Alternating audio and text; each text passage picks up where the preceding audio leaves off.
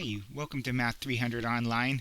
I'm making a series of videos that helps you get started with this course, and this one's entitled How Instruction Works in our course. So I want to make sure that you understand how you're going to get the informational content that you're going to need in order to do well on the homework and also on the exams.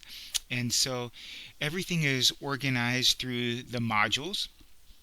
And so that's highlighted down here. It says, when you're ready to start learning, click on this link or go to the modules button on the left-hand menu. And so as I go to modules, everything's organized week by week. You can see that this first week we're going to do just section 11.1.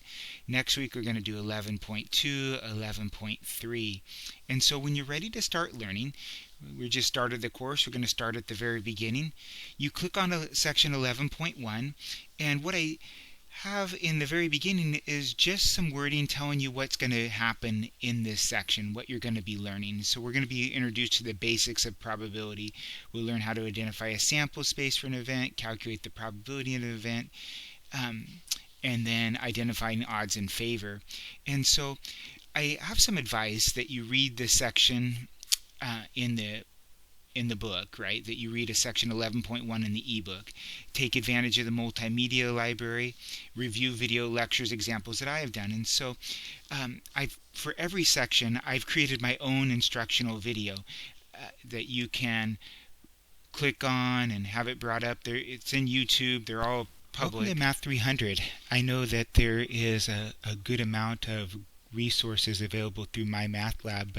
Right, so even though there's a good amount of resources available through my math lab, I still walk you through the basic concepts just like I would do if we were in person and lecture in terms of a heavy. And so let me just go somewhere towards the middle of this, and you can see, right? Sometimes it's written as the number of ways an event can happen over the total number of possible outcomes. And so I just try to break down the language that's in the textbook in my own language to try to help you out. So that's always there. But what also is there that I want to make sure that you look at is the Multimedia Library. Now, if I click any one of these here buttons, it takes us right to the same place. Where it's going to take you is back to the very first module.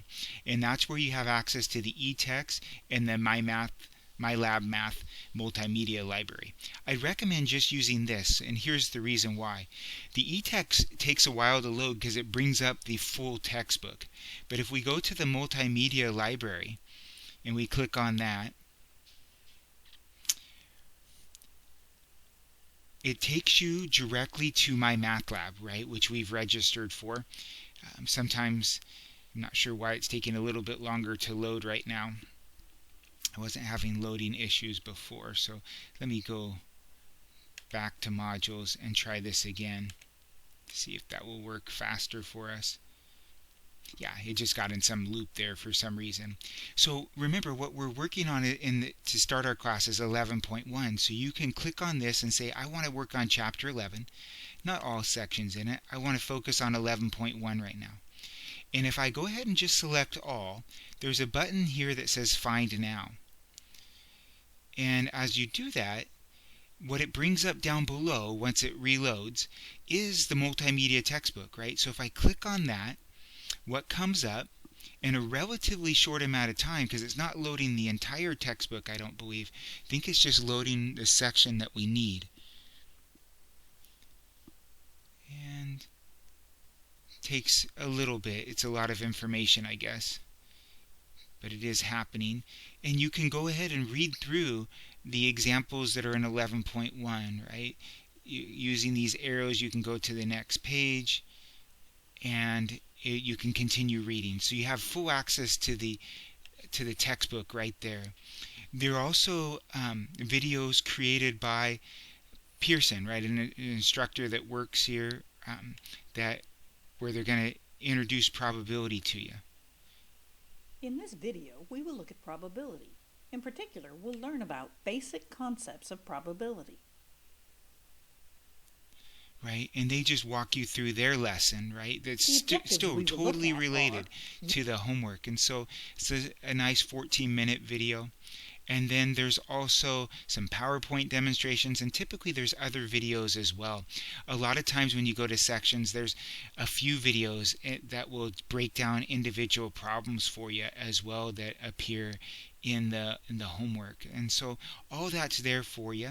If I go back to modules and go to January 17th, right, our first week, here we go, section 1.1 video lecture. Again, that's me going through all those concepts. So with each section there is all that help, and so that's how you gain instruction in the course. And then when you're ready to do the homework, you just click on the next button and it will bring you to the homework. And it will load it relatively quickly and you're ready to go, right? You've learned all the concepts. You come in here and you start answering some questions, right? And this is what it looks like. Okay, right? The probability that the spinner would land on red, that looks like 1 out of 3. And we check our answer and it tells us well done, and we get automatically, oh, I'm sorry, we're still in the first question, right? Because it has several parts. Now, as we go through the homework, probably the spinner would land on yellow. Also looks like 1 out of 3. Check that answer. Okay. And each time it tells us probably this would land on blue. Now what's going to happen in here is, as two different students sit down to do the homework, we might have different questions. So notice that when we're done with the entire question, I can just click on next question and we go to the next question. Eventually, there it is. The load here, question 2.